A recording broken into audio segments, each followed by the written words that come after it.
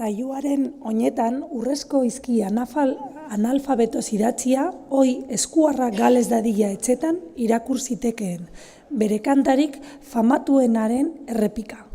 Germen gaixoak, omenaldiz omenaldi, etengabe zenar-zenaren dolua zekarren, negarrez ipaka, xerlorekin bizitzen jarria zen arren, baina hau sekretua zen.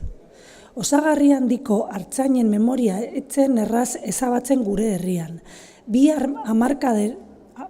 hamarkadaren buruan egiazko omenaldiaren garaia zitzaion. Euskaltzaindia, Euskaltzaleen biltzarra, Euskararen Kontseilua, Euskal Konfederazioa, Euskara Zerbitzuak, denak orobildu ziren balantzunek merezi zuen Euskal Ekitaldi erraldoiaren euskaldunki antolatzeko. Noizbenka euskaraz parte hartzailearen arabera.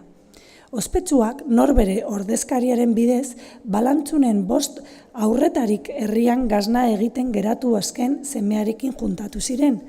Ekitaldiaren arat onatak finkatzearren. Germenek, are gutxiago Sherlock, ez zuten iunfa izugarriko besta hau ezagutuko. Bakea dela haiekin.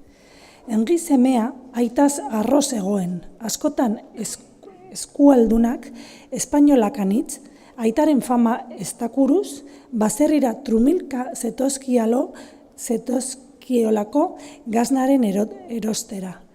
Euskal Elkarteen ordezkaria, Euskaldun berria bera, harritu zen, Henri lehen aldikoz gurutzetu zuenean. Gizon helduak ez zuen tutik ulertzen arbasoen hitzekin ari zitzaiolarik.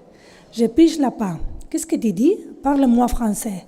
Mais ton père disait, ouais, mon papa était un fantastique chanteur.